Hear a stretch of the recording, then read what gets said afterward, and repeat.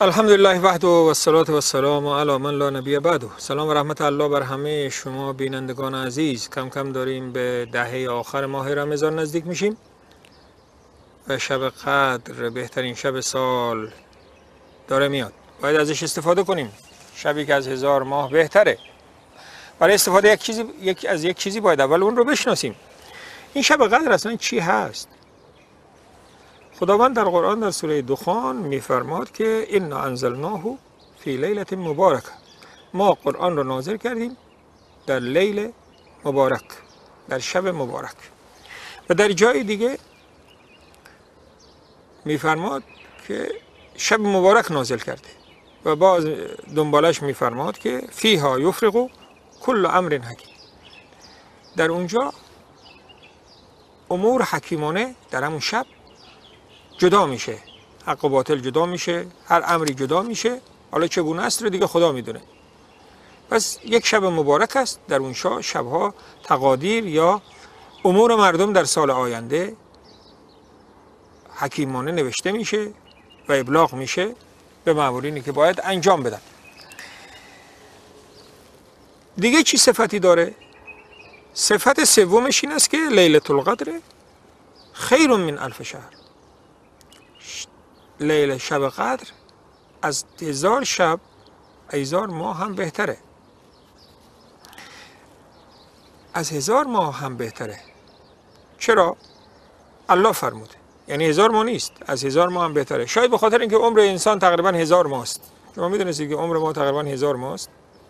کمتر هم هست و زیادتر نیست. این ماها که تون میره، یعنی هر سال از عمر ما کم میشه. در این روز ملائکه و روح دیگه چی است که نازل میشن، به امر خدا نازل میشن. اینم یک دیگه صفت دیگه این شبه که تنزل الملائکه و الروح، در اون شب فرشته ها نازل میشن. برای چی کاری؟ سلام هی حتی مطلع الفجر، تا صبح سلام و برکت هست. اینم دیگه چیز شب قدره. پس شد مبارک، نعمت نازل میشه، فرشته ها میان. از 1000 ماه بهتره. شبی است که درش قرآن نازل شده و تقادیر و قدر دنیا به اصطلاح شب با ارزشی است. تقادیر مردم هم نوشته میشه. پس باید در این وقت ما فرصت استفاده کنیم. کی هست حالا که ما استفاده کنیم؟ حالا گفتی شب قدر، خب گفت که شبی است که قرآن نازل شده، یه نشونی داد. و در مورد قرآن هم اومده که شهر رمضان الذی انزل فیه القرآن. شهر رمضان، ماه رمضان، درش قرآن نازل شده. پس معلوم است که لیلة القدر در ماه رمضانه. در این دیگه شکی نداری، چون اونجا فرموده انا انزلناه فی لیلة مبارکه، در شب مبارک نازل کردیم. اونجا فرموده که این لیلة المبارک تو رمضانه. اما کی در رمضان کیه؟ تو بعضی از صحابه مثلا از عبدالله ابن مسعود پرسیدن که شب قدر کیه؟ گفت تمام سال نماز بخونی شب قدر میگیری. با اون شنونده شوخی کرد شاید. اما ما میدونیم که تو ماه رمضانه، قرآن میگه. و پیغمبر ما فرمود که در 10 روز آخره. خب توجه کنید، میخوام پیدا کنیم که کجا هست. 10 روز آخر. حالا نمیشه که آدرس بدی که 10 روز آخر کجاست. پیغمبر بازم آدرس داده، کار آسان‌تر کرد. فرموده که در روز آخر. خب یک شبش که حتما نیست، شب 30. چرا؟ برای اینکه اون شب 30 عرضم به حضورتون که بعضی وقتا شب ما 30 روز است، بعضی وقتا 29 روز است. به این دلیل نیست. دلیل دوم نیست که پیامبر فرموده که در شب آخر در شبای فردش بگردید. یعنی چی؟ 21 23 25 27 29 5 شب شد. بازم پیامبر در حدیث دیگه فرمودند که اگر در 3 شب اول مثلا کسل شدید، بهتون غلبه کرد، مثلا غلبه کرد یعنی اینکه نفس انسان به انسان غلبه کرد، کمافی همونطور که لازم است دعا نکرد، میفرماد که شما در 7 روز آخر دنبالش بگردید. پس معلوم شد که شب قدر در 7 روز آخر است. اینا در مسلم و بخاری است. و در حدیث دیگه ای که در ابی داوود است، پیامبر واضح فرموده که شب قدر در شب 27 ماه رمضان است. میدونم که در حدیثی ما داریم که عبدالله ابن اونیس گویا هست. ایشون میگه که من پیامبر گفت که من شب خواب دیدم که شب قدر، میگه یادم رفت اما خواب دیدم، چون 2 نفر دعوا گرفته بودن، شومی دعوا باعث شد که این شب از یاد پیامبر بره. اومده بود به مردم بگه فلان شب قدره، ولکن به خاطر دعوای 2 نفر یادش رفت. البته اون سال یادش رفت، شاید سال بعد گفته که شب 27مه، چرا که این حدیث به ما رسیده در ابی داوود که حدیث صحیح هم است. خب سنن ابی داوود. اما حدیث داریم که پیامبر فرموده که من خواب دیده بودم که در شب قدر بارون میاد و من در گل و آب چی میکنم، یعنی اینقدر بارون زیاده که وقتی سجده میکنم سرم گل آلود میشه. و صحابی میگه عبدالله ابن اونیس که من روز 23 دیدمش صبح که در پیشانی و روی دماغ پیامبر آثاری از گل بارون بود، خاطر سجده ای که به اصطلاح، چون که اون وقت مساجد مثل حالا نبود دیگه، بارون شدید داخل مسجد می شده و زمینم که فرش نداشت.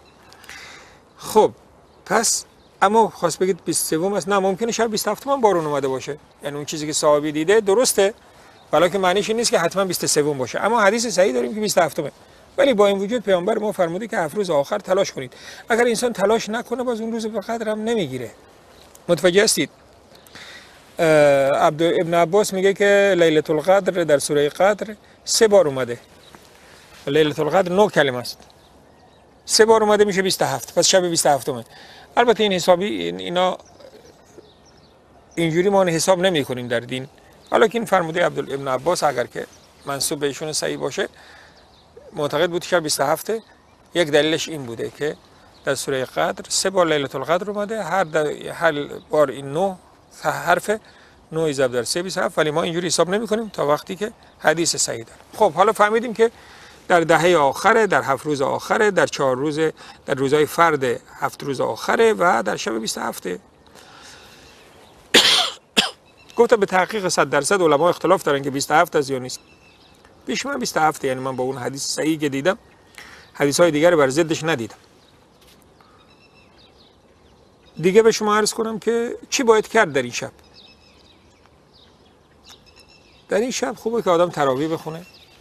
اولین کار تراویح باعث میشه که انسان، خب شما فکر کن که 20 رکعت اضافه میخونی غیر از نمازی که میخوندی. دیگه حضرت عایشه پرسید که یا رسول الله اگه ما دیدیم چی بگیم در این شب رو، مثلا درک کردیم شب قدر رو، چی بگیم؟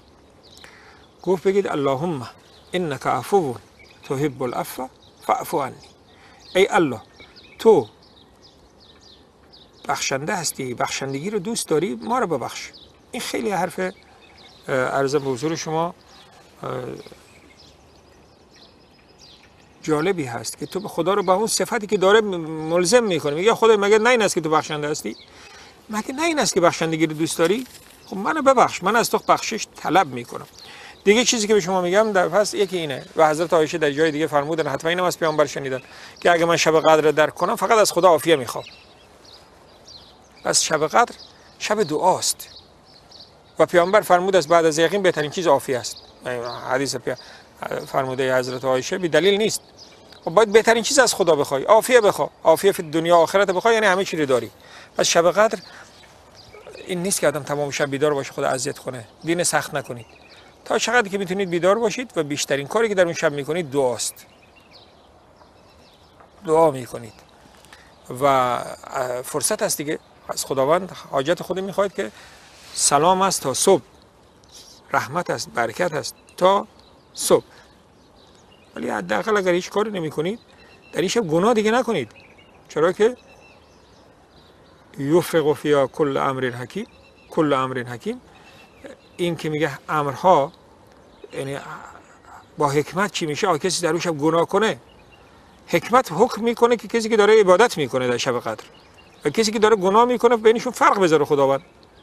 لذا در تقدیر اون بلاها رو میذاره، مریضی ها رو میذاره، دعوا با زنش رو میذاره، مصیبت ها رو میذاره، در تقدیر این آرامش و خوبی رو میذاره. لذا توجه داشته باشید که این است. و در شب قدر بهترینش این است که آدم خلاصه میگیم اعتکاف کنه و اعتکاف در شب پیامبر هیچ وقت ترک نکرده، به خاطر اینکه دیگه خواه ناخواهی تو شب قدر گرفتی وقتی اعتکاف کنی. اعتکاف فواید زیادی داره، انشالله روز دیگه در موردش صحبت میکنیم. سنتی است که فراموش شده در حالی که یک سنت مؤکد است و در اهل سنت حتما باید تو محل یک نفر انجام بده اینو. اگر در محله یکی اعتکاف نکنه تمام محله گناهکار میشه. تا برنامه دیگر، الله حافظ و نگهدار شما. اما اجازه بدید قبل از تمام شدن برنامه این دعا رو بازم با هم بگیم. دعایی که پیامبر همیشه میگفتن، ورد ایشون بود: اللهم ربنا آتنا فی الدنیا حسنه و فی الاخره حسنه و قنا عذاب النار. الله حافظ و نگهدار همه شما.